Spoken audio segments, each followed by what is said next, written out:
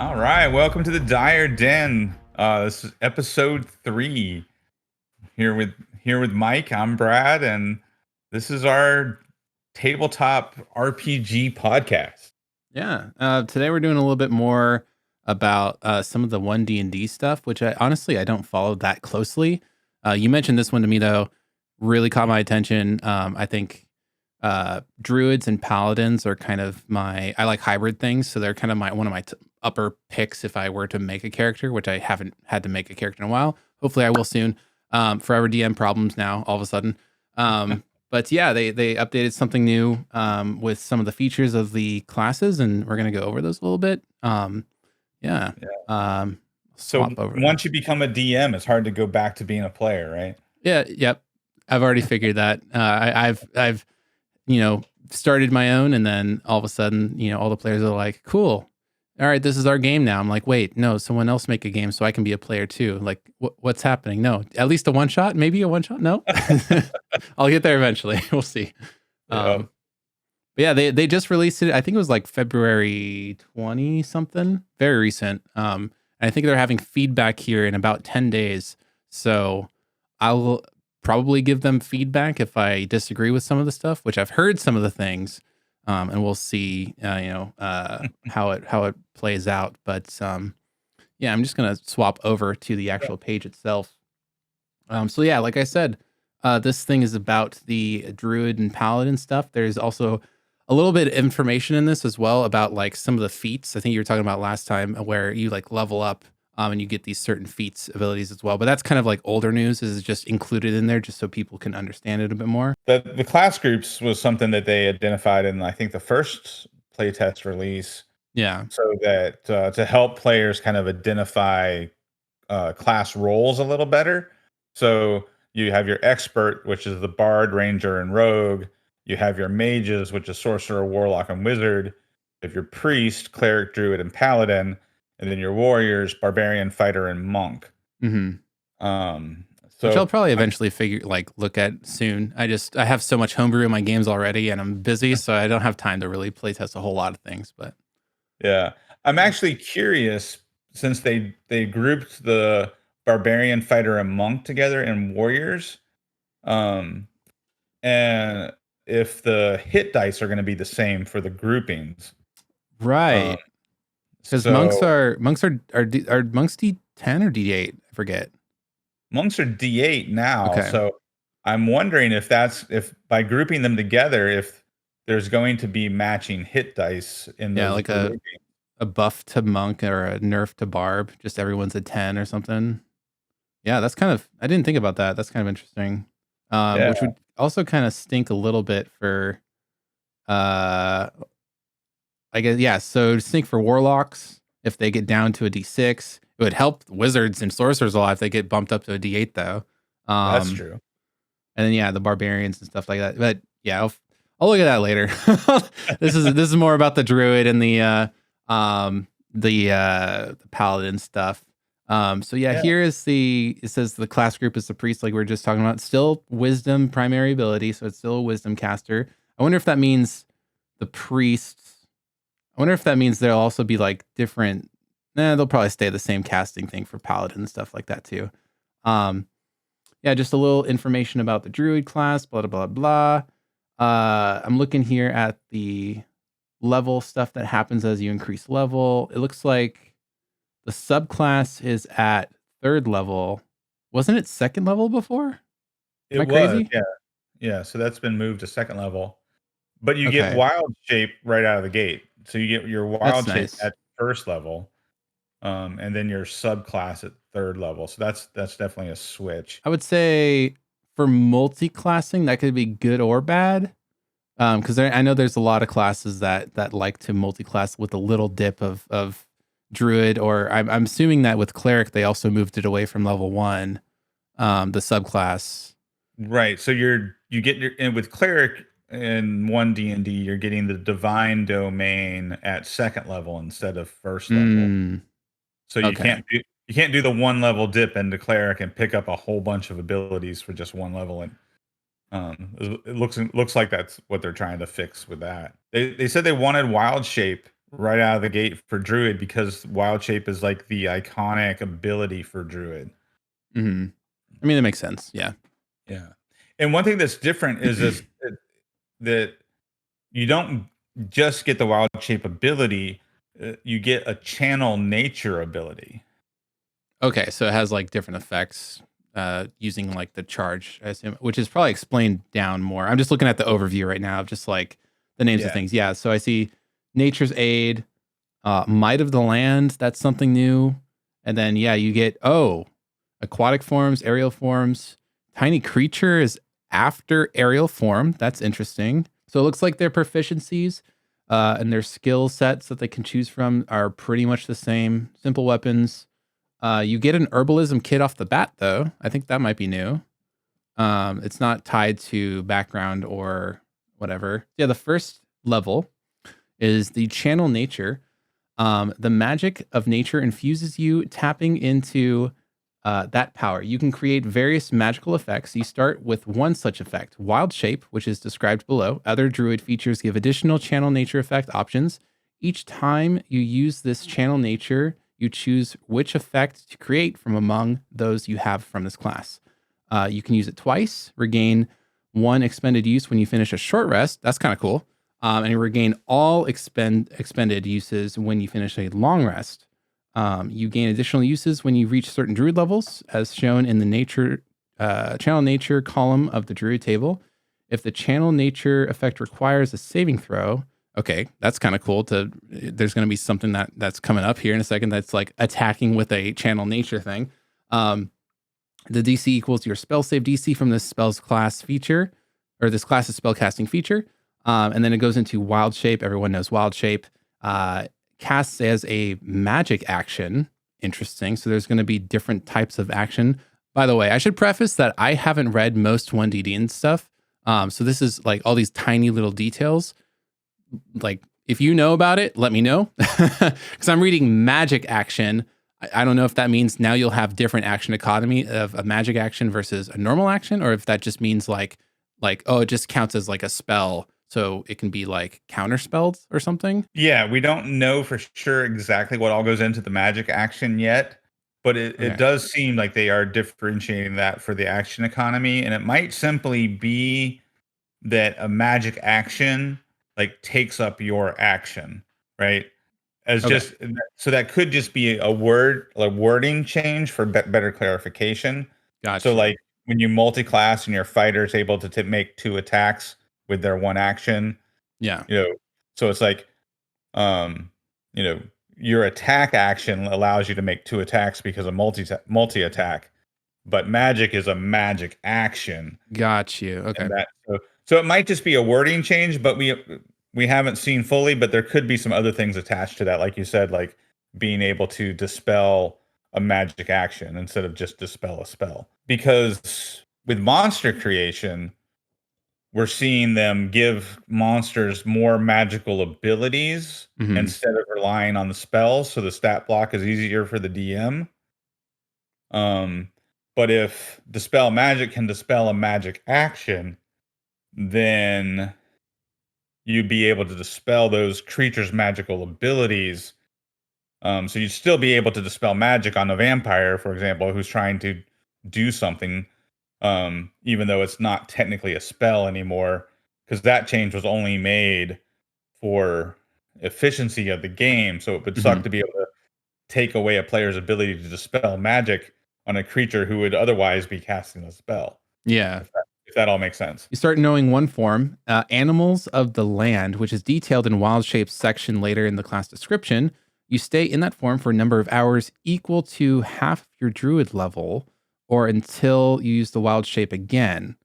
So if you get, I don't know if this is new. If you get incapacitated, you drop Wild Shape. Like, Um, not 0 hit points, because incapacitated can also come from like effects of spells, I think. So that's kind of interesting wording. Hopefully that's not final. I don't know if that's happened before. Again, I'll have to look up the past rules, but that seems wonky to me. I know if you get incapacitated, you can't concentrate on stuff, right. like polymorph, and that's different.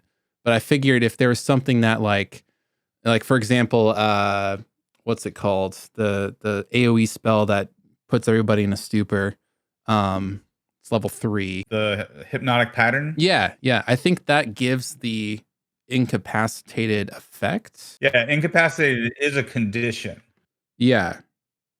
So yeah, that okay. We'll see how that pans out, but that seems like a little bit of a wording nerf or something like that. I would say that'd be better if it said unconscious or die.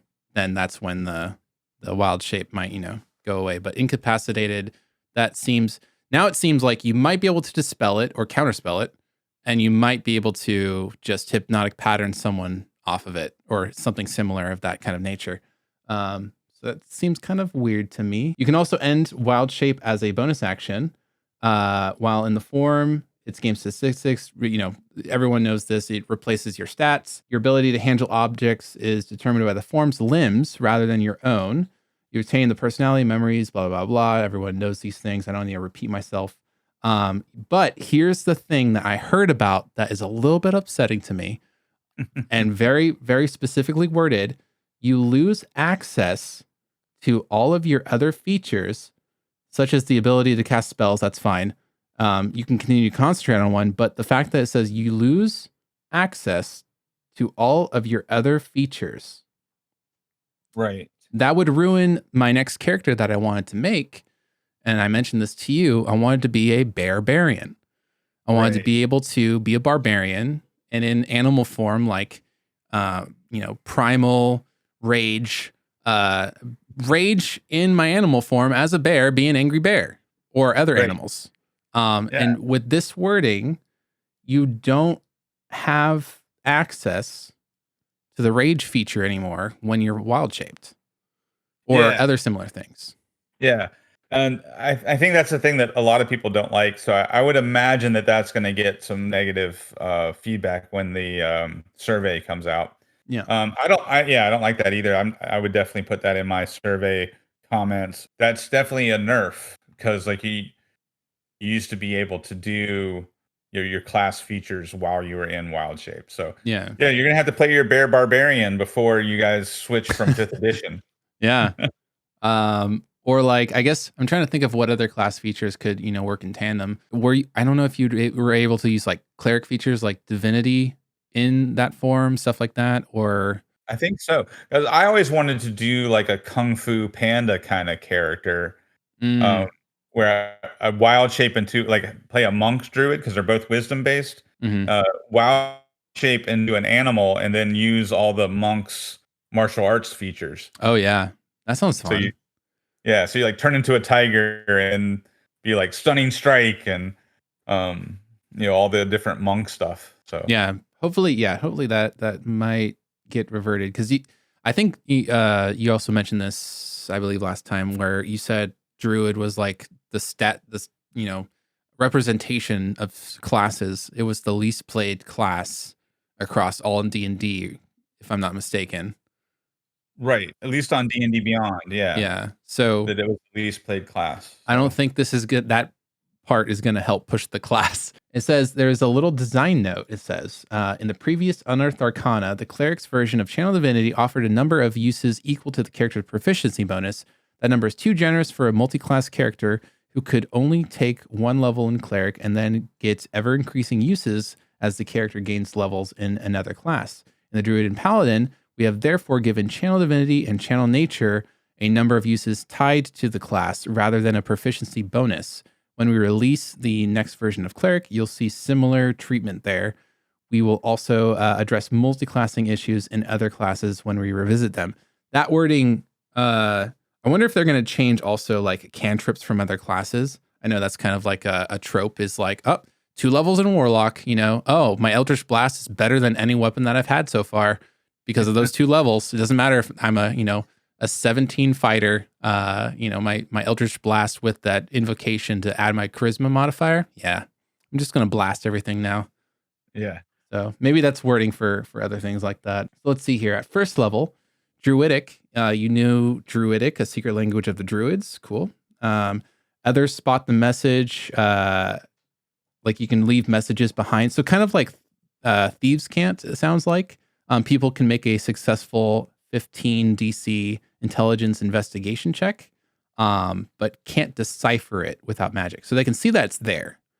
You leave a little moss imprint, visual representation of a message, but they can't actually understand it unless they know Druidic. Spellcasting, I'm reading through it real fast. We don't have to go through every little detail.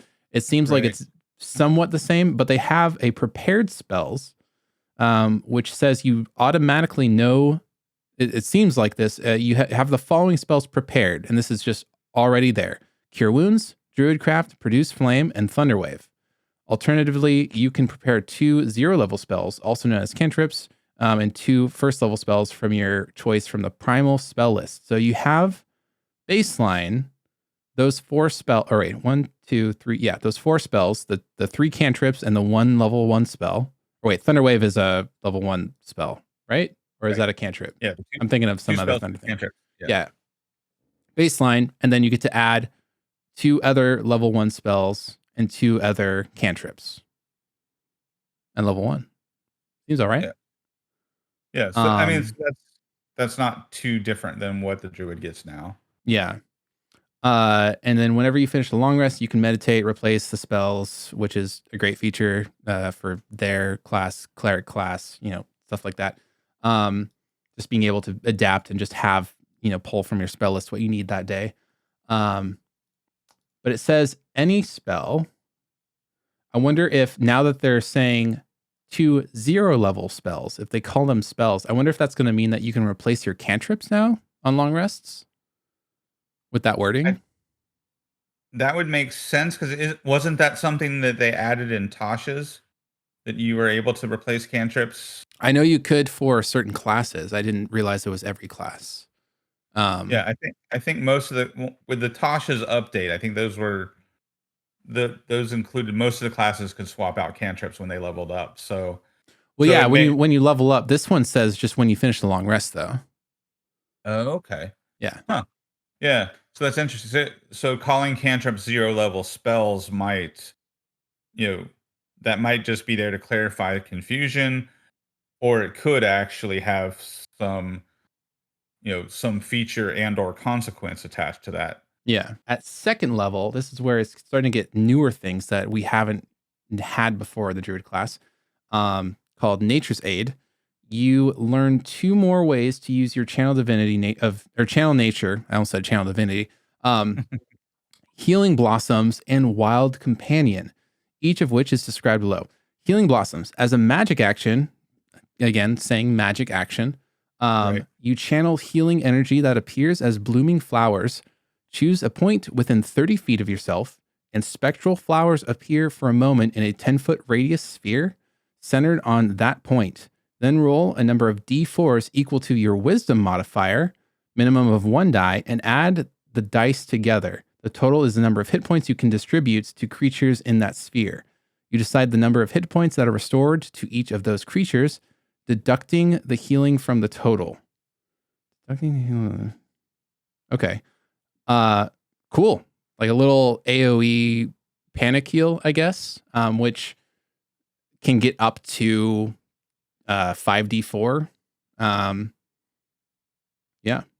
With your wisdom modifier if it's a +5. Which at early levels sounds really good.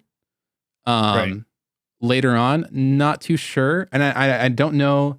Does it choose a point within? It says it appears.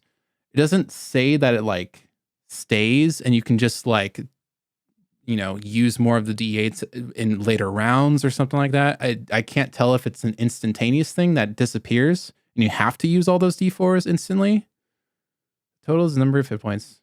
Yeah, it doesn't say that it says it appears. It doesn't say it disappears, but it also doesn't say it stays. I'm confused about that kind of wording. Yeah, my initial opinion seems decent.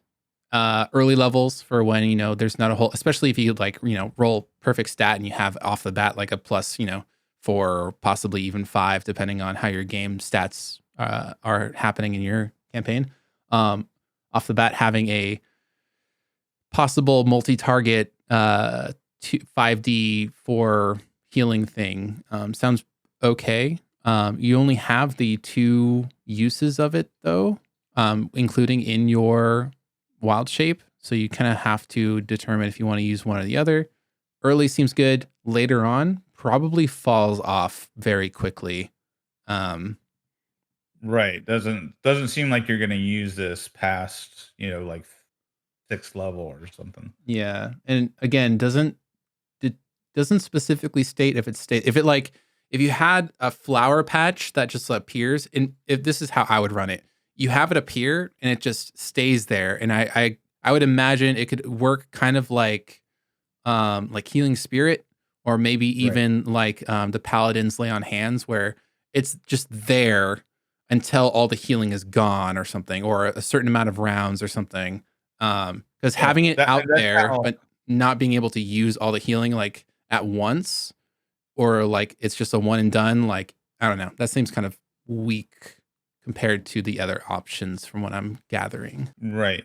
Now I'm also assuming that each class is going to get its own version of channel nature. So we could very well, because like if you think about the, like you pointed out, where your channel nature would have a DC, like a saving throw DC.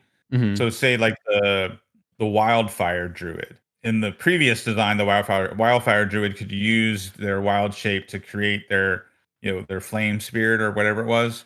Hmm. Um and then cast, to do damage with it or cast their spells through it. Um, so we might see with other subclasses that you get a variety of different ways to use your channel nature. So this is just one thing that you could do. So at higher levels, it might be like this. You use this in a desperate moment, but most of the time you're going to be using your wild shape for whatever your subclass gives you. Yeah. And the next part on this one for other uses of it is Wild Companion, which I think, if I'm not mistaken, has already been in other like iterations. This isn't a brand new thing. I feel like there's another feature that I've read already that has like find familiar thing, but this says you can summon one nature spirit that assumes an animal form to aid you as a magic action. Again, you can expend one use of your channel nature and cast find familiar spell without material components. Wait. This is a magic action. So find familiar is an hour-long spell. So you can just instantly cast a find familiar spell as a druid. So you're a stronger find familiar class than a wizard, technically, I guess. And if it's just the find familiar spell, okay. So when you cast the spell in this way, the familiar is fey, and it disappears when you finish a long rest. So if it's a fey creature, I wonder if that means you can get a pseudo dragon or like a pixie. That'd be kind of crazy. If you Yeah. get a pixie, have it polymorph your friends. But I think the new find familiar spell has its own dedicated stat block. Oh, Um, okay. They generalize it. Yeah, that makes sense. yeah. So Uh, you're not picking from the monster manual anymore for your find familiar. gotcha. Your familiar has its own stat block now. Dang, fun detected. Womp womp. But it does seem like, I mean, unless they've changed the find familiar spell entirely, this version is faster than the real version, I guess. Right. Yeah. Yeah, which is kind of cool. I guess because you're a druid and like animals are your thing. So You why just couldn't point at you? one and you're just like, you help. You, hey squirrel, you're Yeah. with me now. Yeah. Yeah. Cool. That sounds. I mean, that sounds like something you're gonna use to the end of your campaign. Honestly, like the end of your levels, you're always gonna want to find familiar, especially if no one has find familiar. Maybe if someone has one, you don't really care too much. Um, Right. but I'm sure there's some advantages to having the creature being fey that I'm just not thinking about right now. Other than if they had your choosable stat block, having a pixie as a find familiar would be again overpowered, but fun. It does disappear on a long rest, so you do have to recast it every day if you want it all the time. But you could cast it in the morning and then take a little power nap, short rest, get that charge back. You're good. Druid subclasses just talks about you get subclass at level 3, which is different from before. Before it was level 2. Well, yeah, it says Circle of the Moon or another subclass of your choice. It's just mentioning one of the things. And And then at level 4 is when, and this is what I need to read more about, is the feats that you get leveling up.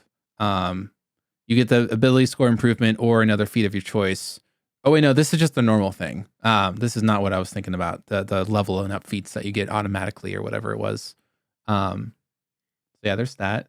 Level 6 subclass feature, and then this is also a new part that's changing from before. Because before, wild shapes were CR based, and if you're Circle of the Moon, you can get higher CR. Which I'm interested to see, and maybe it'll iterate it down below, mentioning that Circle of the Moon. I think it'll probably have a little excerpt on Circle of the Moon. Circle of the Moon would always, have the higher CR wild shapes to pull from. But now it's generalizing things. So I'm curious if they will still be able to have stronger wild shapes earlier than the other subclasses. But at level 7, it's aquatic form. You learn the new form of your wild shape, Animal of the Sea, which is described in the wild shapes section later in this class. Creatures of the land first, and then you have to wait all the way until level 7 to get aquatic forms. I feel like that's a long time to wait for. I just want to turn into a crab, right? Or like a fish, I want to be a goldfish and jump off a cliff. Oh, that was the Circle of the Moon. They would also get access to the swim speed creatures sooner too, right? Yeah. Or even I know they get bear like almost instantly, or they do get it instantly, I think. But then swims ones are faster. I think I don't remember what levels flying form. Yeah, because I just seem to remember my druids, the Circle of the Moon druids, seem to get that crocodile form faster than the other druids. Yeah. I've never played a druid for more than a one shot, so Yeah. I don't remember the details there. But yeah, this does seem like a little bit of a nerf. It just seems like a long time. I mean, I've had campaigns where we don't even make it to level 7. So it's like, Right. Yeah, I don't know. Yeah, aquatic form level 7, level 8 is feet. And then very quickly again, 9th level is aerial form, which I still feel like is too late in the game to get a flying form for Druid at level 9. Like you can already cast fly at that point. Way before that. Yeah, because you can cast fly at what, 5th level, right? Because fly is a 3rd level spell. Yeah. Yeah.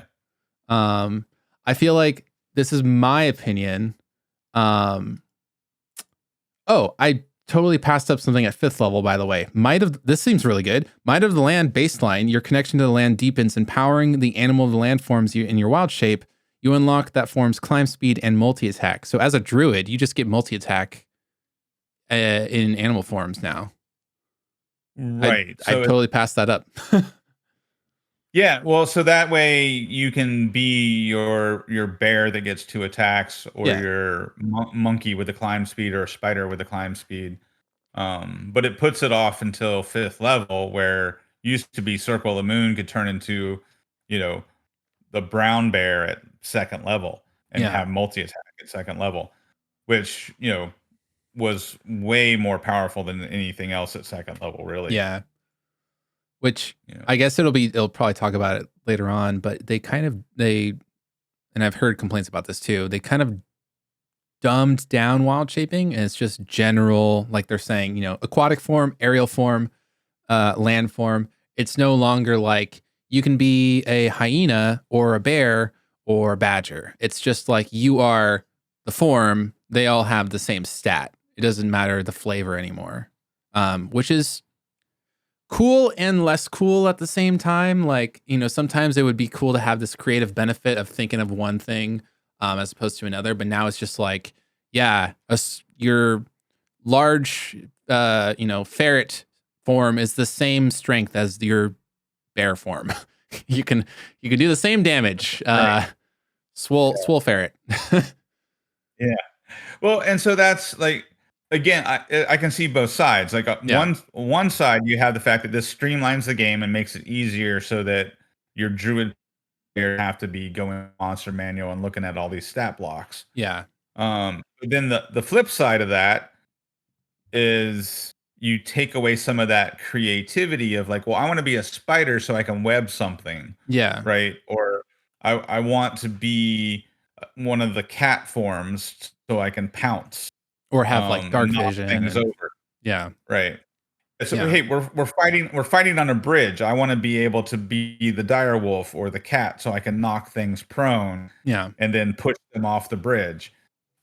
Which is just a cool flavor to like to be a cat. You knock something over and then like swat it with your paw. And, Yeah. Yeah. I think, yeah. I mean, I kind of touched on this a little bit with races in the game, like being able to have, the Tasha's thing where it's just, things are more general and having my strong gnome barbarian or whatever, or my smart giant, half giant, I mean, where it's like the stats don't matter. You just bonus whatever you want. And then, that's the form. I like that, which is weird that I don't like this. It's like the opposite feeling of like, oh no, I want things to be different. I want there to be benefits. I get it. It's also kind of fun in other ways of like, oh yeah, I'm a combat squirrel. I'm fighting a bear as a squirrel. That could be right. fun too. And I totally get it. Yeah, you're right. It's definitely way more streamlining and helps, I would say definitely helps newer players, has, less mental fatigue on, if it's your class. There's so many spells anyways. That's what you should probably keep in more track of than, on the fly trying to figure out, shoot, what can I turn into instead of just, all right, I can land, I can tiny, I can aerial, I can water. Right. And then maybe depending on what you change into, maybe your DM will have a creative like input of like how the form benefits the situation, as opposed to like the Right. actual mechanic advantage. Yeah. Well, and one cool thing about this is it lets you turn into an owlbear, Oh, that's pretty right? cool. Right. That's what everybody was complaining about with the movie. Well, druids Yeah, can't turn into owlbears. Well, now they can. it's You canon just now. you just call your land form an owlbear. Yeah, yeah, that's pretty um, cool. the other thing too, like I had a player one time, and they wanted to be a cat. They didn't want to be a tabaxi. They wanted to be a cat, but they wanted to be a cat who could turn into a human. Um, so what Like we a did was reverse anamorph. right. They played a Circle of the Moon druid, that could turn into a cat, right? But story wise, we we made the cat like her, main form. So everybody knew that she was a cat, Yeah, but she turned into a human often enough to interact with humans. that's funny. Um, so, but with it, and the other thing that was kind of a disadvantageous about that is, cat's not always the best option in a fight. Hmm. Um, so when you're second level and you can turn into a challenge rating 1 creature, brown bear is much more powerful in a fight because they get the multi attack. Dire wolf is more powerful in a fight because they get the pack tactics. Yeah, yeah, Then turning into the tiger or the lion, which are also challenge rating 1, because the tiger and the lion, they get the pounce ability, but you can't always use that. yeah, Um, so it was so by story wise, they wanted to be a cat. They kind of gave themselves a disadvantage and weren't always, optimizing their wild shape. hmm, So she didn't care as a player. She just had this character concept she wanted to play. You know, the power gamers in the group were like, you would be doing a lot more damage if you just turned into a bear. yeah. So yeah, this change would definitely benefit like that kind of play for sure. Just streamlining it so it's more of a flavor thing. Which I guess in general is a good. I would say it's a good thing. To open things up to make the player choices be more of like what they want instead of what they need. Like they need to be a bear, they need to be a dire wolf. Yeah. Right. So I both like it, but also I would if it was at my game, depending on the shape that they turn into, I would still give those creative benefits of like, oh, there's these vines on the side of this ruins. Oh, okay. I'll turn into a monkey and try to climb it, instead of like being like, well, nope, you're a a beast of the land, you don't have that kind of climbing speed or whatever, even though it says it does. Having some You don't sort get of 5th level. yeah. You don't have thumbs. Nope, sorry. You can't use a spoon. I would give some sort of creative benefit, but that's just my type of thing. But yeah, So you're saying like if I'm a 5th level druid and I get the Might of the Land ability where my wild shape gets climb speed, and I say I want to be a spider, would you say that I could also have web walk or whatever so I don't get stuck in webs if I turn into a spider? if it's like, yeah, if you can turn into, if there's like a giant spider, yeah, I mean, because there is the separation, there is, and this will be a little bit later. Tiny critters at 11th, which I assume is you can be a spider as a tiny critter. Right. Yeah, like But like something. so if I like the wolf spider, I think is a medium-sized creature, right? Or Yeah, the giant spider is yeah. a large creature. I would just be So like, yeah, if I there's could a turn into a spider. They can just climb up whatever they want. I would give that benefit of some kind, and maybe have like you have an aversion to fire or something. I have no, or like fly swatters. If anyone has a fly swatter, you have the frightened condition. Um, yeah, just but I like that. I like the flavor of having my players. It opens up creativity, like you were saying, with the transforming into the shape that they want to be. But it also, I think, for some people might just turn into like, oh, I don't think about it. I'm just it doesn't matter what creature I am. I'm just I guess I'll be a bear, whatever. And they don't right. care about what they turn into because their stats are all the same no matter what they turn into. So I would definitely, give a benefit of something for turning into certain things. Maybe they'll have like sub animal of the land, like primates or you know what I mean, but like different styles of those types of creatures, or like if you're going to be a tiny critter, being a squirrel versus a spider, or stuff like that. Yeah, Yeah. I think they could do that because like the summoning spells, right? The new summon spells that are in Tasha's, Hmm. when all of those summoning the stat blocks of the creatures you can summon with those summoning spells have variations. Yeah. And so there's like 3 abilities, and when you summon the creature, you pick one of those 3 abilities. What's the one like the summon shadow something? Hmm. It's when you summon it, there's like 3 different choices that you can choose from. Okay. Summon shadow spawn, that's what it's called. Let me pull it up real quick here. Yeah. So it just gives you options to do different things. Yeah, so there's a stat block that goes with it, and you get to pick options. So they could do that. Like you could have like your land shape, and it has and it can get like web walk, or it Yeah. can get pounce or Yeah. something like that. So you at least have something to pick from Yeah. when you do that.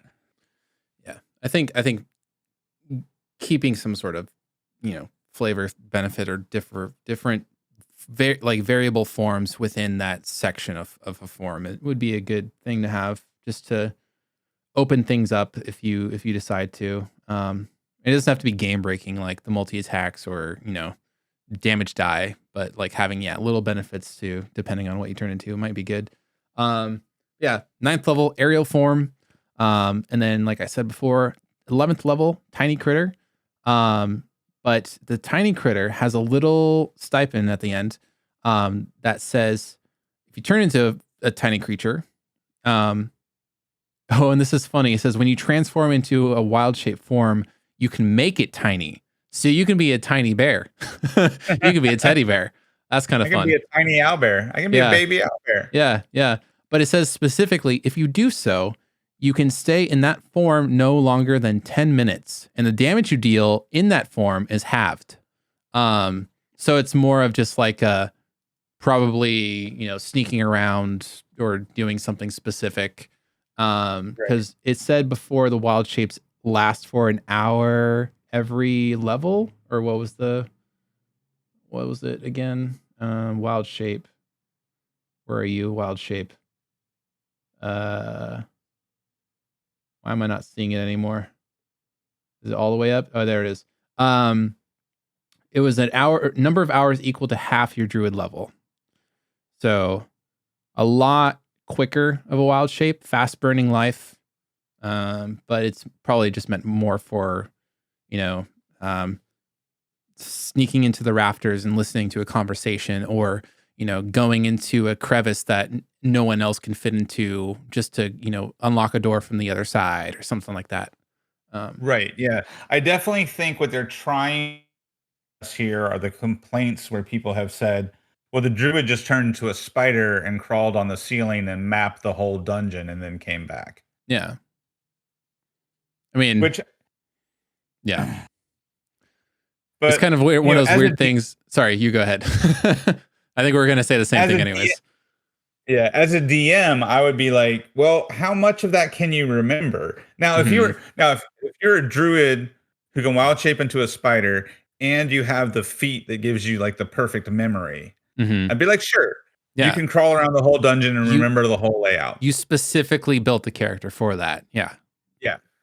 But I think a lot of DMs just don't know how to deal with it like creative players. So then you get these kind of community complaints, well, they just flew over my trap. Well, yeah, they can fly. That's the whole point of the trap. You don't put the trap there because you want to get the players. You put the trap there because you want the players to get around it. So if they found a way around your trap, that's the whole point of the trap.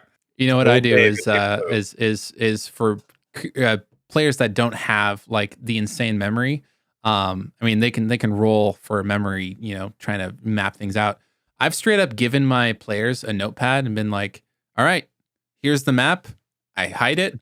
You redraw it. You can show your party what you think. I give them the option, like, yeah, you can roll a high, thing, or you can just draw it from what you remember. But also something like that. There's so many things that do that too. I mean, there's Arcane Eye. It's one of my campaigns I'm playing in. My Find Familiar is I'm a warlock, so it's an imp that can just be invisible. So it's a flying invisible creature that I'm just like, yeah, do everything I need. I can look through your eyes and I can just be like, oh yeah, I'm blind, just holding my friend's shoulder, like, yeah, there's a trap there. Oh, there's another door. There's about 5 guards. Cool. There's so many different things that do that. I don't think it's super game breaking. It's just a mechanic that some features or classes have to do stuff like that. And I think the better approach in this kind of situation is to, instead of trying to nerf a class ability to prevent it from being abused, give better DM advice in your Dungeon Master's Guide. Yeah. I think like that's a better place to put that effort, instead of trying to figure out all the different ways these class abilities can get abused. Like, just explain to DMs what to do when your druid turns into a tiny creature at 3rd level and wants to map the dungeon. Yeah. Like, give some examples of how to handle those situations for the DM. Which is like, I mean, that's one thing I like about the game is I can just kind of figure it out as I go and kind of like, hopefully, make calls that my players are fine with or have fun with. Like I said, the notepad thing was kind of a fun little, you get MS Paint. You can draw what you remembered. I would show them the dungeon for like 10 seconds and then I would hide it. And then, then they could redraw it. Or, give them the option, kind of like with like bards, like not every person that plays a bard is going to be super charismatic. That's why the roles exist, is so that they can role play as that thing. So if someone wants to remember something, I'll also be like, cool, yeah, you can do it like a memory roll instead, or you can do this little mini game, type of thing.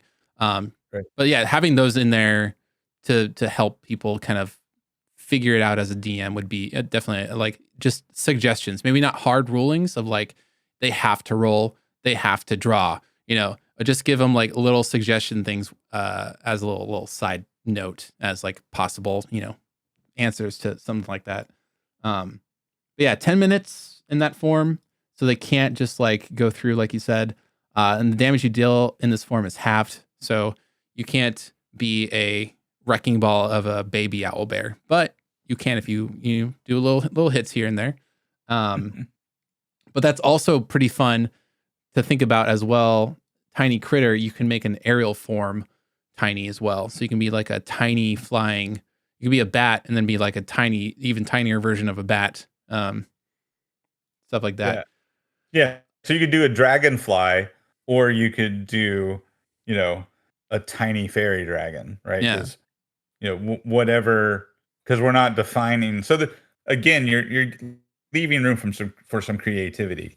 Yeah. So if you're playing a character whose background is I came from the Feywild and I only turn into creatures from the Feywild, you could let Yeah. them describe all sorts of weird, wacky creatures that they could turn into because they grew up in the Feywild.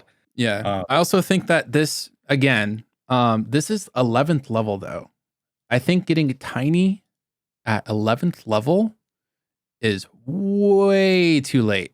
yeah, I agree. I I think that me personally, I would do baseline. Give them the land creatures. I also think that baseline or maybe like a level after that. Um, so yeah, maybe like third level. That's when they can get like tiny creatures as well. Because it's not just you turn into a tiny creature; it's you can turn any form into a tiny creature. So it's kind of a more advanced type of thing. I would say at level 7, in my eyes, I feel like you should be able to get any form, including flying, including tiny critter, around level 7, maybe even 6. I feel like a lot of these forms they should get a lot earlier.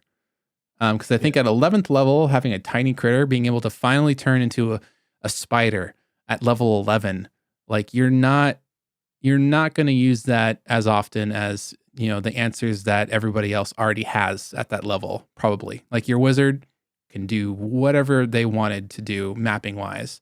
Your warlock who has a find familiar easily can do it.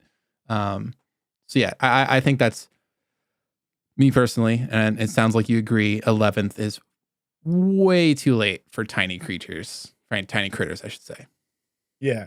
Like I think you should get the climb speed right out of the gate. Like as Yeah, soon as you can wild shape, you can get a climb speed, turn into a monkey, whatever. yeah. And Just then have the multi attack at 5 or yeah, whatever. have the multi attack. I think you could have the multi attack 5 and the swim speed at 5, and then the flying and the tiny form at 7. I Yeah, think that would be I think that would be more than fair. yeah. And then at level 12 is another feat, obviously, or ASI. 13th, here's a new thing again. Alternating forms. You can now rapidly shift between a wild shape form and your normal form. Ooh, that's really good. You can rapidly shift between your wild shape form and your normal form. If you're in a wild shape form, you can switch to your normal form as a bonus action, and then you can switch back into the wild shape form within the next minute as another bonus action. Neither switch expends a use of wild shape. So you have to go back into your animal form within the minute, but that is a really good change. Really powerful to be like, get out of your form, cast something that you need to cast, next turn, go back in. That's Right. super good. Especially when you can maintain concentration on it, right? So Yeah. you turn into human form, cast haste on yourself, turn back into your, giant saber-toothed tiger or whatever you're turning into at that level. Yeah. And I wonder if that means for the tiny critter. Um, So it says you can rapidly shift. I mean, the alternating forms rapidly shift in between wild shape form and normal form. And then at the end, it says you can switch back into that wild shape form within the next minute. And the tiny critter wording says when you transform into a wild shape form, you can make it tiny. So I wonder if that means when you're shifting in between forms is when you reshift into a form. I wonder if you can make that form tiny for the duration of that, and then it just goes back to big, or if it has to be at the very beginning, that has to be your first form, and then you just get 10 minutes. That would make the tiny critter a lot more powerful, as if it's how I'm thinking, where it's like you can just be a normal owl bear, and then when Mhm. you want to, when you shift bonus action, shift out and shift back in, you can make it tiny from that one charge of wild shape for 10 minutes, and then it goes back to normal form. Right. Yeah, no, I think you're reading that right. In fact, that's why you're here, because 'cause you're better at catching these little things than I am, because 'cause you're a min-maxer. Um, but, the, but no, now that you say that, like, I'm totally seeing, you're in your owlbear form. You turn into human form, cast what's the stealthy spell that you can cast as a ranger and a Pass druid? without The trace. Pass Without Trace. You cast Pass Without Trace on yourself, and then you turn into a tiny cat, Yeah. sneak up on something, and then once you're in position, party attacks, you turn back into an owlbear Mm-hmm. at full strength, Yeah. um, having surprised whoever your party sneaking up on. Um, and doing all of that doesn't use any more than one form of your wild shape. Yeah. That would be cool. It does say in the alternating forms, there is a wording that says you can switch to your normal form, and then you can switch back into that wild shape form. So when it says back into that wild shape form, that makes me think that you can't go from land form, switch into human, and then switch back on the same charge into aerial form or something like that. Maybe you can. I would in my game, I'd rule just because that seems so cool to shift back and forth between what you need. Um, I would allow it. I'd be like, yeah, you can turn into a owl and then shift into human back into a bear or whatever. As long as you have still that duration going. At level 13, you're like Beast Boy from Teen Titans, Yeah. switching back and forth, switching different forms while you're in combat. Yeah. That would be cool. I like that. Yeah. Because if you could switch back from aerial to land, you could turn into an eagle, fly up in the air, and then turn into an elephant and drop on somebody. That'd be fun. Like that would be fun. Yeah. That just sounds cool. And it might get a little crazy, like with again, harken back to the duration of wild shape, half of your druid level. That might get a little like you might not. Here's the thing. It'll make it so later on in your levels, it makes your wild shape feel a lot stronger because you'll be able to shift in and out, possibly even, you know, like we were talking about going into a different flying form back into a animal or a land form or whatever. At later levels, your level, let's say 12, your duration of wild shape is 6 hours. So that's like a majority of your, your daily campaign. And then you also have an extra charge, which opens up being able to use those other features for the wild shape charge or whatever they call it, nature's whatever, to use it on the heal or to use it on casting a familiar thing, which I don't know how many uses you get. I know you baseline get 2. Channel nature, you do get more. Okay, so yeah, you will have a lot. It sounds like, so let's just say at like level 12 and 13. Actually, we'll just say level 9 because level 9 is when you get the max charge. You get 4 charges of channel nature and is that what you use for wild shape? Am I misremembering something? Yeah. No, that's right. Okay, so yeah, you get 2 baseline, you get 3 at level 5, and you get 4 at level 9. So basically, a majority of the campaigning day later on in levels, as long as you don't get incapacitated or die, your one wild shape will last you most of the day, it sounds like, which is kind of cool. And if you can alternate in between forms, you don't have to recast into whatever. And again, that's level 13, so you won't be able to get that feature until 13. But if you can alternate forms from land into aerial, you literally will have to use one charge for most of your wild shapes things, unless a second encounter happens later in the day. But then that means you can use that heal, that AoE heal thing, and you can use that find familiar spell as well, and have just more variable things, which I don't think sounds too strong. If anything, that's definitely a buff. The alternating forms and being able to use those charges for other things, and not have to recast, like go out of form, cast something, and then use your only other charge to get back into wild shape. You just have that wild shape going, which is cool. Yeah, so it definitely looks like they're trying to scale the druid up because to be the druid was very powerful at low levels and then struggled at higher levels because there weren't enough beasts to turn into. Yeah. So they do seem to be trying to address that. So that I do like that they are definitely leaning hard on your ability to wild shape and let you do cool things at higher levels with your wild shape. Yeah. So another plus, another buff. 14th, another subclass feature, depending on your Druid subclass. Level 15, Wild Resurgence. When you use your wild shape, primal magic radiates from you, allowing you to use healing blossoms as part of the same use of the channel nature. Which we were just talking about, the it's that AoE, XD4 heal, which they also haven't included if it stays on the ground, if you can use it later in rounds, what happens with it, or if it's one and done.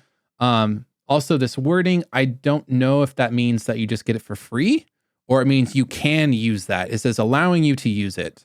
Does that mean you have to use another charge? Or do you just get it as part of the shapeshift? I think you get it as part of the shapeshift. Okay. That's how I was reading it. So you turn into your owlbear and flowers sprout around you and heal everybody. Cool. Um, They should see that they should definitely word it though to say without expending a nature charge, if that's the case. Because in my mind, it could be either or. It could be a free charge, or it's just the action economy is free, so you don't have to use the two magic actions. You just can use it if you want to burn another charge of your nature thing. Right. So they should fix the wording in that. The other reading of this is that you can use 2 of your channel nature charges at once. Yeah. Yeah. That would be that's how you were reading it. Yeah. It's one of the two. Yeah. Yeah. So that definitely needs clarification. If it's, I mean, either way, it's still a benefit. If you need to change and you also need to heal your friend who's down on the ground, boom, you got it. If it's totally free, that's really strong. That's just icing. That's good. And for a 15th level ability, I think that's what it should be. It should be icing at 15th level. Yeah, for sure. It should be strong at that capstone. And 16, while we're at it, I'm gonna just jump in and say, if you're going to fill out the survey, let us know in the comments what you're gonna say in your survey about this stuff. And that's just you just access that through the. Is it only through D&D Beyond or is it through a different website? Right, D&D Beyond. Yeah, the same place you find the PDF. Once the survey goes live, you'll be able to click on the link. Cool. And I think I don't know when this is going to release, but I think I just read that the feedback portion for specifically this section is going to be, and I should have been writing notes this whole time so I could actually give them some feedback. I think they said opens up March 20th. So from our recording date right now, which is the 10th, 10 days from now, but March 20th, you can give them feedback if you want. At 17th level, you get something called Beast Spells. Oh, great. You can cast spells in any wild shape form. While in such form, you can perform somatic and verbal components, and you don't need to provide free material components. If a spell consumes its material component, you can't cast that spell while in wild shape form. So you can be a fire druid, be flying. Well, I mean, this is again 17th level, but you could be flying around, dropping fireballs as an owl, if you want. Yeah. A giant owl dropping fireballs. Yeah. That's super cool. Pretty high up in the 17 being 17th level, it should be really strong. And that starts to becoming like, nature primal incarnate, where if you're a moon druid, and I don't know if they'll have these still, but when you can turn into an air elemental, or whatever elemental, and just being able to also cast, healing word and all these things, you are like a nature caster, primal incarnate. That's a cool feeling at level 17 to be able to do. You already could alternate forms to cast, but now you don't have to use those bonus actions to go back and forth. You can just cast from, as long as it doesn't use components or that cost, you can just do your thing, which is good. That's good. Level 17 should be really strong like that. The only question I have that could be a criticism here is, so I just got that alternating forms at 13th level. Then I turned 17th level, and now I really don't need that alternating form. So does that make Yeah. that 13th level ability kind of useless at 17th level? It does in some ways. The alternating, I mean, if we like we were talking about, if you can alternate from land, go into your human form, and then go back into a flying form, that would keep it Right. relevant. Right. Yeah. And then it still keeps it relevant if you have to cast a spell that uses material component again. So Okay. you Yeah. still So have like to shift out. somebody That sorry, goes down and you need to cast Revivify, so you yeah, got to yeah, pull out that diamond to bring them back to life. yeah, Yeah. yeah, Gotcha. or yeah, whatever other spells use components and stuff like that that cost money. Um, so yeah, it's if it does work the way that we think, the alternating forms, it's still relevant. Um, Even if it doesn't work that way, it's still slightly relevant if you have to change the type of form, or if you have to use a cost component spell. Um, yeah, the thought of throwing down fireballs from a bird form is kind of fun. Even though at that level, people are going to be doing that kind of thing anyways, whatever class they are. They can have boots of flying, casting whatever the hell they want, or have it, Right. be a tabaxi monk that can have 1,000 feet per second sonic speed, and so it'll be nice little catch up mechanic, I guess. Level 7 or 18 is Arch Druid, Arc Druid, one of the two. Whenever you roll initiative, you regain one. Wow. Sorry, I'm like, I'm reading these for the first time. Some of these are crazy. But again, this is 18th level, so you should be very strong. Whenever you roll initiative, you regain one use of your channel nature. So you just every combat, or so here's another thing. What if you just start combats with random things? Like, do you just, I'm going to fight this tree, roll initiative? Like, Roll it. do you just get it back? So it should be, I feel like it should be a little bit, I mean, that's based on the DM, obviously. They're not going to be like, yeah, roll initiative against a squirrel. But yeah, it says specifically you regain one channel nature when you roll initiative. In addition, your primal magic that you wield causes you to age more slowly. For every 10 years that pass, your body ages only 1 year. So that was something previous as well. Yeah, I would say hang on to that trick of like picking a fight with somebody just to roll initiative. Yeah. You can only ask your DM on that like once, Yeah. right? Um, Like I'm gonna pick a fight with this farmer, and your DM's like, "All right, fine, roll initiative," and you're like, "Ha, I just gotta channel nature back." yeah. I I would think you're only gonna say get away with that once. there has to be a better way to get back a use of channel nature feature that doesn't have something like kind of cheesy like that. Like um maybe it can be like instead of, one on a long rest regained, you gain two or something like that. Something What where do you you mean on a short can't, rest? or sorry, yeah, short rest. You gain two instead. I mean that uh obviously the rolling initiative thing is really good for dungeon delving, but where does the line get drawn? Or maybe they should say like whenever you roll initiative up to X times a day, like you can only get two back a day or something like that. Right. Is something they should word. So it's not just like you're trying to pick a fight whenever you need a charge and then you run away. Then you pick a new fight and then you run away, you know?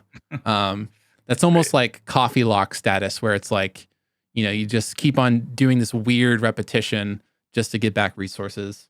Yeah. So yeah, I would say they should add a limit to it daily. Even Yeah. though, again, 18, they should be strong. It should be a strong feature, but just try to make it less cheesy, I guess. At 18th level, you're so powerful, you should just get your channel nature whenever you want. Yeah, I think I mean that that was would be that was a level 20 thing. I don't know if they're gonna keep it. I'm gonna read the epic boons in a second. But wasn't that a level 20 thing? Like you could just keep on reshaping whenever you wanted. I I believe. think that was the old Druid level 20 ability. So I think Yeah. this is So it's like their new version of that. So yeah, level 19 is another feat. Level 20th is the epic boon, and I'm assuming that this is something just across all classes. They just get an epic boon at 20, Yeah, this seems to be the way they're going. So you can finally get a score above 20. but not Uh, 30. It says. right. And you get an epic boon feat. So in the expert one, we had the ranger, rogue, and bard, and they didn't get that +2 to their ability score. So that's what they're adding here. But the epic boon feat is a new thing, but I don't think we've seen those epic boons yet. I mean, we have the epic boons in 5e now in the DM's guide, Mm-hmm.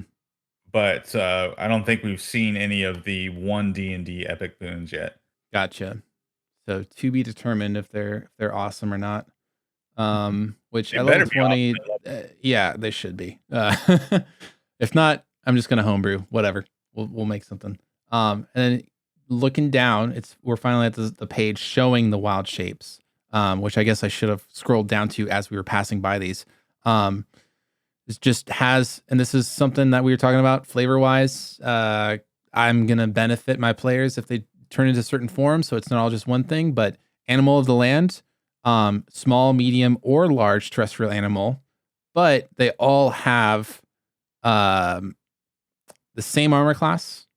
They all have the same hit die, the same speed, same climb, the same strength, dex, con, int, wisdom, and charisma.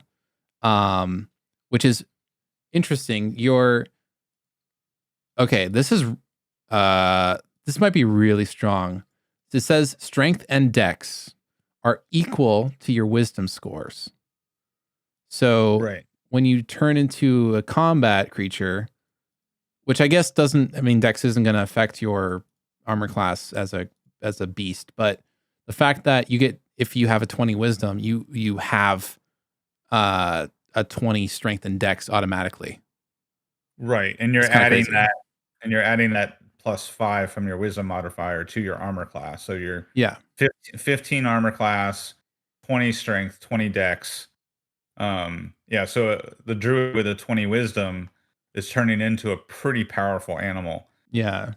Here's one wording that is interesting to me. So before polymorph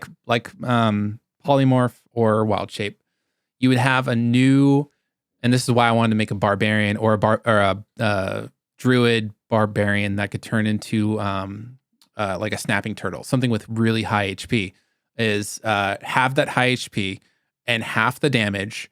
And then when I got rid of all the hit points, I would drop it to my normal form, my normal hit points, and then I could switch back into wild form again, have the new hit points. It says specifically here, you continue to use your hit points and hit dice. So does that mean you don't get the free HP anymore from wild shapes? Right, so you're not getting all those extra hit points. Yikes. Yeah. Oh no. So Which I can kind of see with the regular druid, but I feel like Circle of the Moon should be the one that can get a bunch of hit points. Like the Circle of the yeah. Moon be able to get hit points with these, even if they're temporary hit points, right? So that way you're not like, I turn into a bear, I drop my hit points all the way down, and then the cleric heals me, Mm-hmm. heals my bear hit points all the way back up. So right, so I just, went through 80 hit points in a combat, and I'm still full hit points in bear form. Yeah. So Um, my thing on this that I'd say is obviously it makes him a lot less tanky. I would say this makes sense to a streamline for this reason, so that you don't have to redo hit points or whatever. It makes sense because of the way that wild shape works, because you're switching back and forth at whatever level. I would say, and this is my own like game design brain kind of working. I would say like it'd be good if it'd be worded like you use your own hit points, but when you use the charge to nature whatever to go into the form for the first time, give them like a pool of temporary HP for right. burning that charge or something to buff them a little bit, and it scales with level. Like you get, 5, nah, 5 might be too much.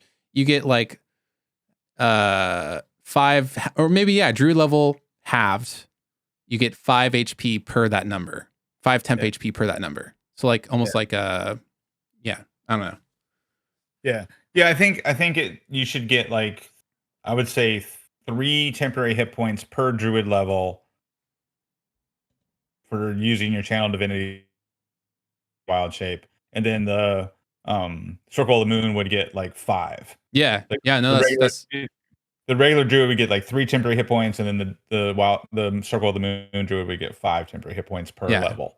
It would Something make like them like still kind of tanky, not super insane, I would say. Especially, I mean, the thing that you'd have to be worried about though, and the interaction is again that like getting initiative, getting their charge back, and then just like having unlimited HP all the time, you know. Um, and then the weird interaction of like shape shifting back and forth. But yeah, I think burning a charge to wild shape for the first time should give you a pool of temp HP of some kind, just so it's not like I don't know. That seems way like weak compared to what it was. Like you would just right. if you got in trouble, you could shapeshift and still be in the fight. Um, as opposed to now, it's like you shapeshift. If you know on death's door and you shapeshift into a bear, you're on the death's door as a bear. like, so Right. Yeah. we'll see, I guess. But yeah, on the general card of the animal of the land, you also every animal has advantage on wisdom and perception checks. It's not by smell, it just straight up advantage. Um, Bestial strike, again, streamlining every melee attack is a 1d8 plus your wisdom modifier. You can choose bludgeoning, piercing, or slashing damage, depending on if something's resistant to something. But also, I also realized that, and this is probably a moon thing, these aren't magical strikes of any kind, and it hasn't been baseline given to you as magical strikes in any way. So that's kind of weird. That might again be Druid Circle of the Moon thing that I just forget about. And then yeah, multi attack level 5. So Animal of the Sea, they get let's see here. Languages, proficiency, whatever. They can breathe air and water. So you can go onto land. You can be a crab, I guess, as Animal of the Sea. But your your bestial strikes are 1d6. You can still choose the type of damage. They also can get multi attack. Animal of the Sky. If you're Animal of the Sea, you only get Dex equal to your Wisdom score. Your strength stays the same of the other form. And same with flying. Your Dex is your Wisdom score, but your strength is your normal one. And your armor class is the same in the water form. Sky form is 8 plus your Wisdom modifier, so 2 less than the other forms. But as Animal of the Sky, you get dark vision of 120 feet. You have flyby as Animal of the Sky, so that's really powerful. You can just swoop in, attack something, and then fly away without getting opportunity attacks. And Right. you have keen senses, so you have advantage on perception checks as well. But you're doing a lot less damage. A lot less damage. You're doing 1d4 plus your wisdom modifier. So kind of balanced out, I guess, but also, I don't know. You're not. I guess that's more of a. I think in combat, you're probably going to be Animal of the Land.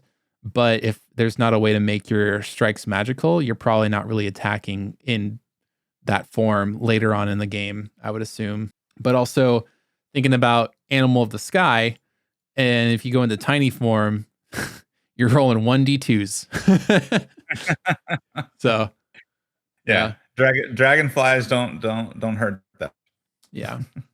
You're a little mosquito at that point. Yeah. So I guess scrolling down to Circle of the Moon, I'm going to look really fast. Combat wild shape. Or actually, I guess I should talk about, what do you think about those general cards? Your opinion of the general cards of the shapes themselves. I think in general they're okay. I would, like I said before, I would go ahead and give the climb speed to Animal of the Land before 5th level. Mm-hmm. But I think just in general, I might bump the damage up like a little higher. Like make the land form a D10, and the sea form a D8, and the sky form a D6. Yeah. Because I feel like at higher levels that's going to be pretty anemic. Yeah. I would bump those up.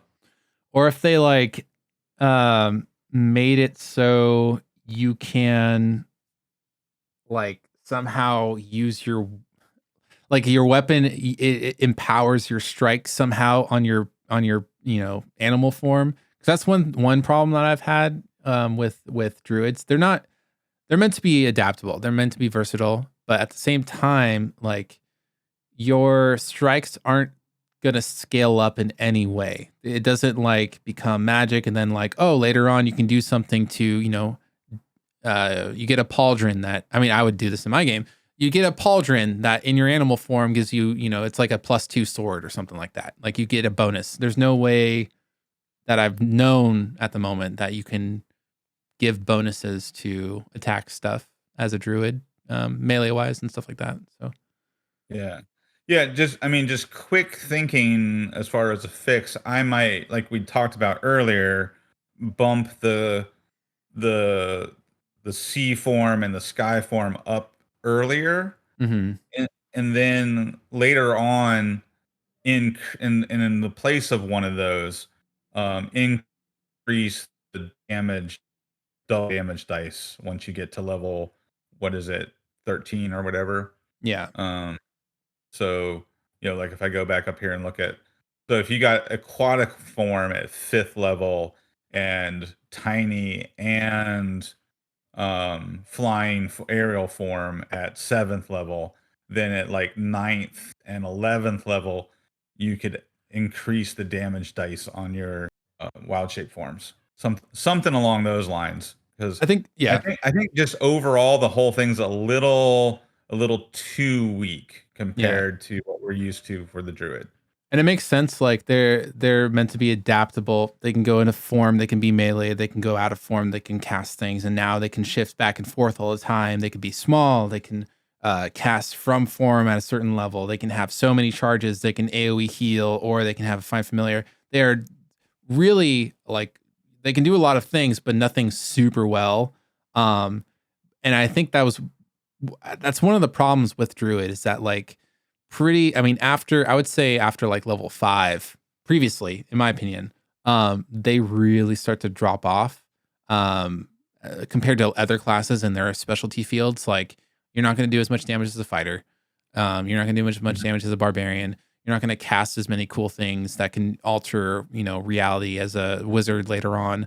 So yeah, they are very adaptable, but yeah, I would say that these things, if you're trying to be a melee druid and maybe looking down and it's coming up, the circle of the moon changes and stuff like that will really buff them to make it so they can be melee focused. And maybe that's where all the power lies, is depending on your subclass and those changes.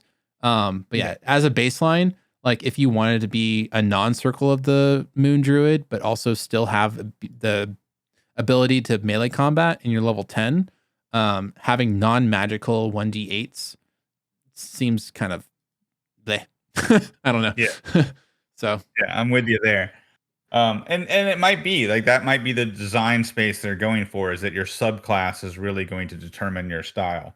yeah, And while we're talking about other potential subclasses, the one thing I do like about this design with the channel nature is that it allows you to who's not focused on wild shape. So I'm assuming there's going to be other subclasses that will have different things you can do with your channel nature. true. So Yeah. so that way you can play like a Radagast the Brown kind of character where you're kind of more of a nature mage Mhm. instead of, just a wild shape, you know, go to kind of druid. Yeah. That'd be cool.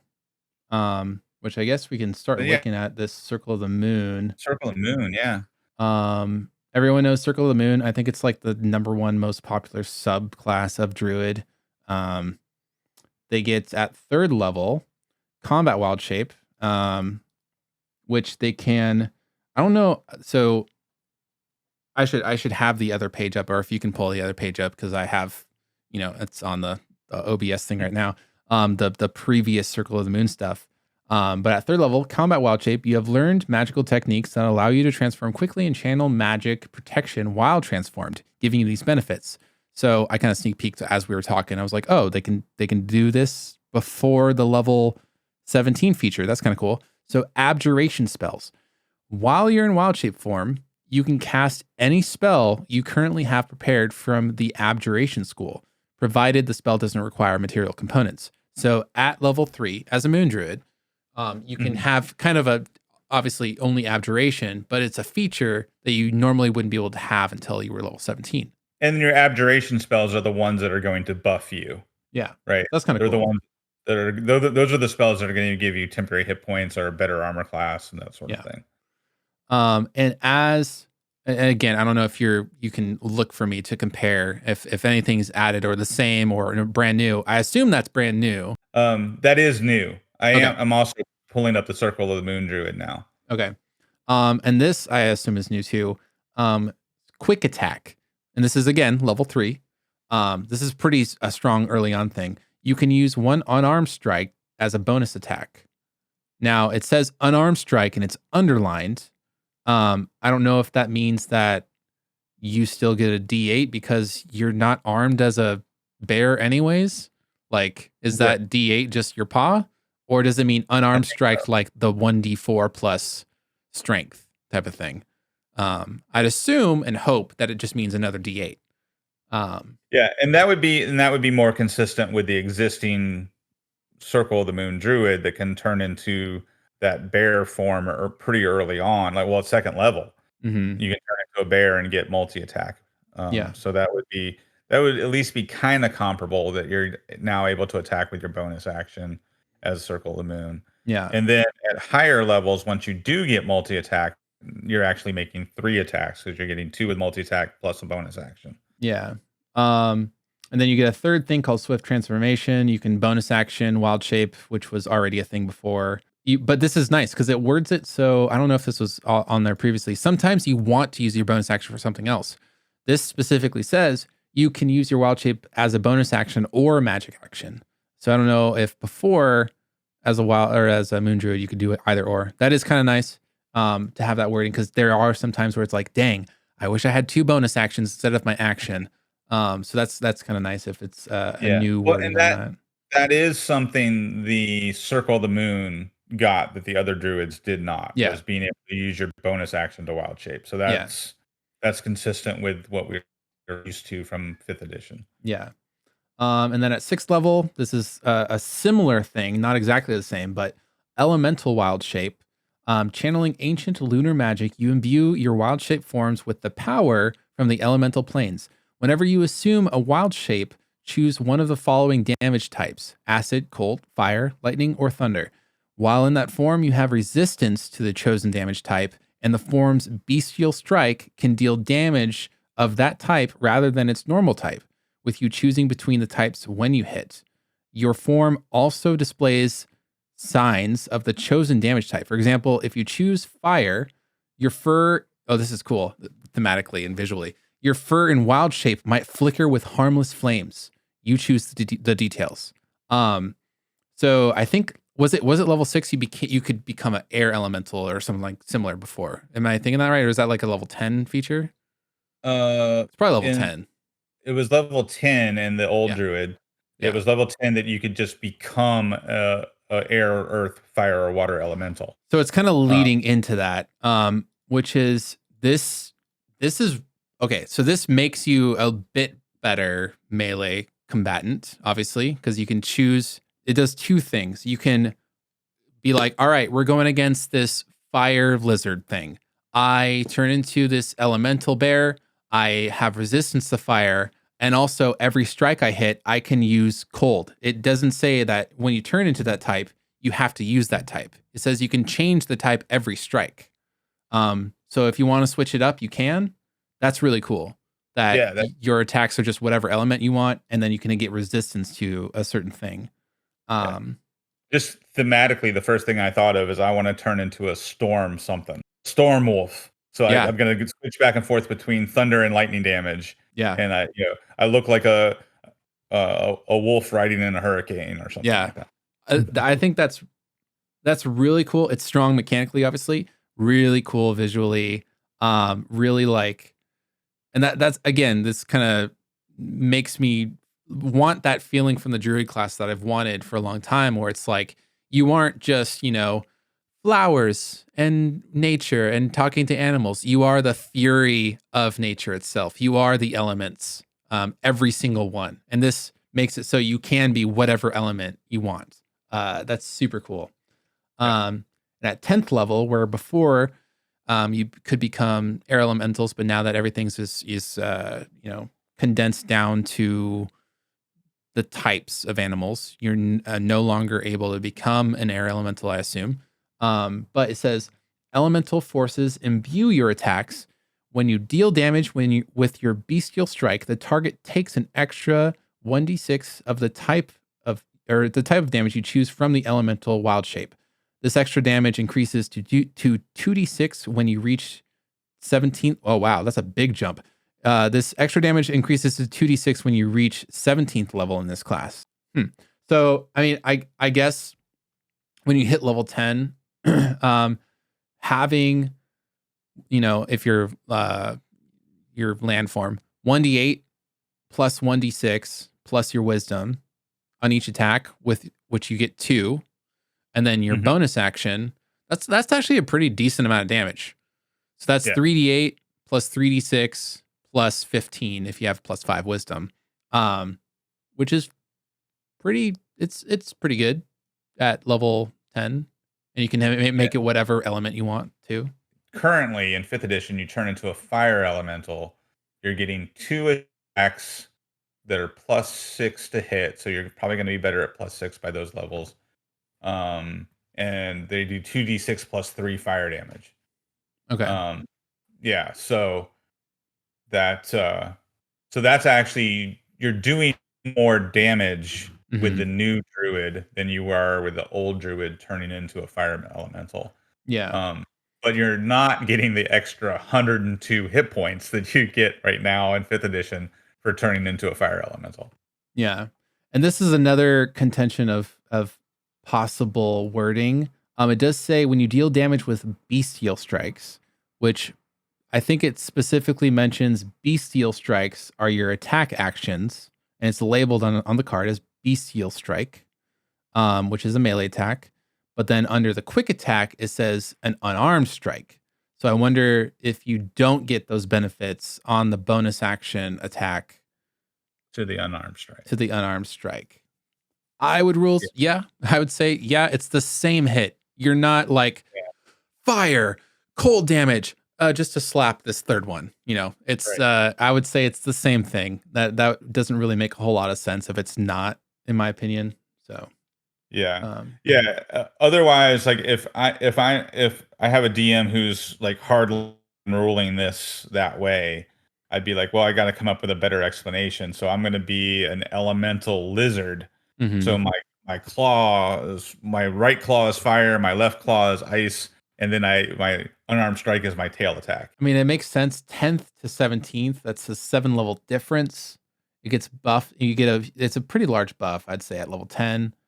But going from 10 to 17, I don't know if that's like, I guess that's in line with like cantrips, kind of. They get a buff at level 11 and level 17, right? Am I thinking that Mhm. math right? So I guess I that think kind of that's works out. Yeah, 2d6, that'd be cool. I mean, 1d8, so that'd be 3d8 plus, if you hit all 3 times, mhm. 66 plus 15. That's a pretty big swipe at 17. I don't know how it compares to the other classes that are god tier at that as well, but Yeah. But just comparing this to the 5th edition druid, you are doing considerably more damage with this circle of the moon versus the old circle of the moon. yeah. But you are definitely nowhere near as tanky. You have far fewer hit points to Yeah, work with. without that regaining hit points on shape shifting. Again, I think that they should add something where if you burn the charge to shift, give a scaling temp HP. I think that'd be a good fix Right. of some kind. The 5th edition druid was a little absurd with how many hit points you had to play with. Hmm. So I'm okay with that being scaled back, but I think they may have scaled it back too much here. And it was on purpose, right? like they didn't want to make it look like they overdid the druid, so they Hmm. intentionally made it tight the first time. So everybody gives feedback, and then we all get what we want when they make it, cooler. Yeah. It just dawned on me that what the fix that we're talking about, I feel like this should be an earlier on feature. Um, this is so we're talking about temp HP, and it just dawned on me that at level 15, you do get the thing that gives you the free healing blossom when you wild shape, when you use your wild shape charge. Hmm. So that is technically at level 15. What was the healing of that feature again? It was D4s, but what was the scaling of it? I keep on having to go back and forth. D4 is equal to your wisdom modifier. So it doesn't go past your wisdom modifier. So it can only be 5d4, which at 15 is not, it's not going to do a whole lot for you. I think it should just be like, I think this should be a feature earlier on, and then maybe have the 15 feature be like, you just, if you center it on yourself and you give yourself the healing when you shape shift, you just get the max HP or like even a higher value. So it is like, instead of temp HP, it's just a heal. So you do get more HP. I don't know. I'm trying to think of ways to kind of fix it, but I just remember that was something kind of like making yourself a little bit tankier whenever you shapeshift, but not the same as just getting a brand new form and new HP bar. Kind of give them something earlier and better. I don't know, especially for Circle of the Moon that want to be up in the battle. And maybe they'll just use most of their healing spells mid combat and shapeshift back and forth or whatever, and or just use most of their wild shape charges on the heal. But yeah, at level 14, you get 1,000 forms. You have learned to use lunar magic to alter your physical form in innumerable ways. You always have Alter Self spell prepared, and you can cast it without expending a spell slot. It also doesn't count against your number of spells you have prepared. I think that's the one that gives you like the different stat bonuses, right? Like this, the strength of the bear one, or was it bear's endurance gives you temporary hit points, and then there's like eagle splendor that gives you a charisma bonus, right? Is that the Yeah, it's a level 2 spell. When you cast a spell, following options, the effects, blah, blah, blah. Aquatic adaptation, your body becomes, you Oh, adapt your that's body that to aquatic, you sprout gills and whatever. You can change your appearance. It doesn't say anything. You can be a different size. Doesn't say anything about stats. You can get Yeah, that's natural a different weapons. one that I was thinking of, yeah. You can get natural weapons. 1d6 for unarmed strikes. The natural weapon is magic. So I mean, uh, this doesn't sound to me like a 14th level thing. This just sounds like a fun thing to, if you were a very charismatic druid, to be able to like, sleuth your way into things outside of, it doesn't have any benefit. Like I mean, the spell itself gives your unarmed strikes magic capabilities, but you already have that. You don't need to adapt to water forms. You have a shape shifting thing like that you turn into anyways. This seems kind of weird to me. I don't Yeah, know what the point of this really is for druids, because you can already turn into whatever the heck you want, like at that level. yeah. Enhance ability, that's the one I was thinking of, and I think Yeah, that would actually be a good second level spell to give you at that point. yeah, Because that's the one I was thinking of where you can get the bear's endurance, which gives you 2d6 temporary hit points, bull's strength, which gives you advantage on strength checks, yeah, cat's grace, eagle splendor, fox's cunning, owl's wisdom. So that's the spell I was thinking of, and I think that would actually be a much better fit there. yeah. At the same time, though, I would say like something that's more thematic or like outside of combat type of thing. Anyways, I would say, in my opinion, this level 14th capstone ability, 14th for level 2 spell, is weaker than the level 10th, the level 6th, and the 3rd. Yeah. Um, in most cases. So I think it's just it's a weird placement. It doesn't make a whole lot of sense to me, especially since like the things that alter self do besides making yourself look like another person for like social encounters. It doesn't really make sense to me. And maybe I'm missing something. But for me it doesn't make a whole lot of sense. So, Yeah, and you're getting that at 14th level, right? So that is falling in between your 13th level altering forms, which is the one that lets you switch in and out of wild shape without burning channel nature. And mhm, then your level 15th ability, which is when you can double dip with your wild shape and healing blossoms. yeah. So that's 3 levels in a row, 13, 14, and 15, where you're not getting anything that's going to like, you're getting cool, like, flavorful stuff, but you're not getting anything that's, increasing your damage output or improving your combat ability. Mhm. 3 levels in a row. I like all Um, the other things. I like the third for Moon Druid specifically. I should say I like the level 3, like the quick attack thing. Awesome. I like the sixth level thing. That's really cool and visually awesome. The buff and damage at level 10 is great. The 14th just doesn't make sense to me. yeah. So looking at that from 13th to 15th level, I mean, you're not getting anything super powerful from your class abilities.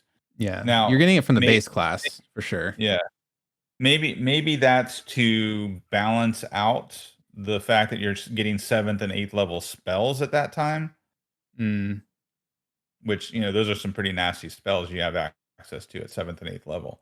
yeah, Um, but I don't know. Yeah, I do. Yeah, I think you're right that last circle, the 14th level Circle of the Moon ability does seem a little weak sauce. yeah. I'd say overall for the subclass, in my eyes, and I'm not super experienced with Circle of the Moon itself, I'd say overall seems damage wise seems stronger. Tankiness wise seems a lot less because again, the Circle of the Moon doesn't make you able to be higher CR level things anymore. Like you Right. have the same shapes as the other druids now at the same levels.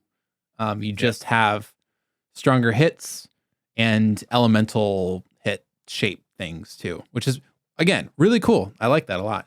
But they are not the barbarian style tank anymore. For No. sure. They Yeah, are and like kind of squishy actually. and I would say at least half of my campaigns have had a Circle of the Moon Druid. Like, they are definitely popular among my players, Yeah. and I know what my players are going to say to this. They're going to say, um, getting wild shape at first level is a yes. So, Mhm. that's something that I've actually had a player complain about. Like, druids don't get cool until they get wild shape, so I don't want to play a first level druid. Yeah. Um, and then the other thing they're going to say is, "Where'd all my hit points go?" Yeah. Uh, those are I think they're gonna get a big yes to the wild shape at first level, and that the wild shape can take whatever form you want to describe it as. They're gonna like those 2 things. They are not gonna like the fact that they can't be tanky druids anymore. So I guess leading into that, what are so your final thoughts overall for the druid? Do you think it's a buff or a nerf? Yeah, I don't think you're getting enough cool stuff. I would say with both the base druid and the Circle of the Moon subclass, you're not getting enough stuff to offset all those hit points that you're losing by not wild shaping into a different stat block. I think I kind of agree. If they switch some stuff, it could be good if they give whenever you shapeshift, you get temp HP scaling up, or you get just a base heal of some kind. That isn't just a 5d6 maxed out from a 15th level thing, and you get it way early on, like maybe even level 3. Um, Right. that would be good. I think they should change it to something like that. The benefits that you get as a base druid might be good for the shape shifting forms, because now you basically, I don't know if it's a lot less tanky than before, but you basically get the same shapeshifts as Circle of the Moon Druid, which I don't know. Those are obviously a lot less tanky than before because you don't get higher CR levels than other druids. But the new stuff that you get, I think the forms need to be lower level. I think you need to get them a lot quicker. Alternating forms, I'd like to see that like latest level 10. It's level 13. I feel like level like earlier on would be better. Maybe even the level 8 or 9 feature, or sorry. Like a 6th level feature would even be awesome to see. I don't think it breaks things too much. It just makes them to be more adaptable and open to actually use their charges for other things. Especially since you're not getting HP at the moment. I think having that at level 6 would be fine. I think that, yeah, the other stuff that you get new, like the Wild Resurgence, the way that it isn't that great. You could roll at level 15 5 ones. So you'd get 5 HP plus your Wisdom mod. Like 10 HP when you shapeshift, not great compared to the, 100 plus that you could possibly get before. The spell casting from a form is cool. Again, maybe a little bit late at 17. The Arch Druid, the roll initiative, that could be kind of cheesy, but also it's a level 18th feature. So yeah, overall for me, I also think slightly weaker overall, just because of the tanky aspect. Like they seem really squishy. They need their forms quicker. There needs to be, and then like going down into the subclass, I think that Circle of the Moon needs to have some sort of even tankier benefit. The damage buff is great. They should get that. They're the melee druid. Or I guess the combat druid is more, correct. I don't know. Like, I guess they are tanky because they can get resistance of what they want when they shapeshift. But yeah, some sort of like using a charge gains HP or gives you temp HP, and then Circle of the Moon gets like a bonus to that number, like you were saying earlier. Like they get 5 as opposed to 3, or something along those lines. So yeah, I kind of agree. Overall, I'd say weaker as well, unless they change some things and give their features and forms faster. Then I'd say that they might be even-ish. But yeah, until they give them something tankier again, I don't think the brand new the brand new features of the base class itself offsets what is being changed or lost. I think there's a fair trade-off somewhere in the design space where like the druid needs to get more powerful and be able to deal out better damage at higher levels. So I think they're on the right track with that. And I think they're okay exchanging that better damage output for less tanky hit points. But the balance is off. They need there needs to be. I think this is going the right direction with the druid to fix some of the issues that the 5th edition druid had, but they dialed it back too hard on taking away the druid's ability to tank. Yeah. And just like the thing that pops out at me the most, that is actually probably the strongest thing that I can see personally, in this whole thing, that I definitely think is a definite boon and plus, but again, overall I would say weaker. But this might be the turning point for it, is the alternating forms at 13th. Again, I hope that they would make that a little bit sooner, because that definitely seems very strong, very cool to be able to just shapeshift back and forth.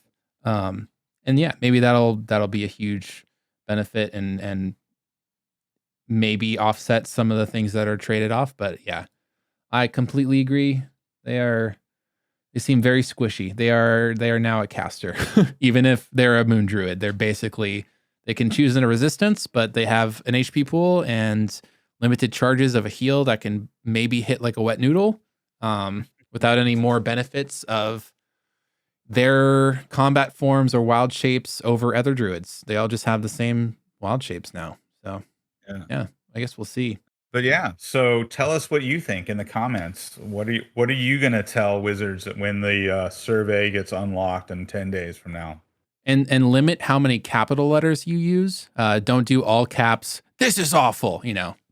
Maybe give constructive things back. I haven't been taking notes, but maybe I'll rewatch portions of this and give my own feedback. So yeah, if you like what you saw, be sure to subscribe, give us a like, maybe, and like I said, or Brad said, write some comments. Type in what you think is different, what you think is too strong, too weak. We've got just enough time because you said the survey goes live in 10 days on the from now. 20th. So, yeah. So we're recording at 3:10. It goes live at 3:20, I believe, is the One D&D thing. Yep. So if we do the Paladin next week, we'll get the Paladin video out just in time for the for people to give their Paladin feedback. Yeah, so stay tuned for that. I think they also go over their subclass they might be changing a little bit about is the devotion subclass for Paladin as well. So yeah. You can smite with a ranged weapon now.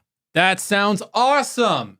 I've been wanting that, but we'll get into that next time. Thanks again for watching. This has been Dire Den. Thanks. Later.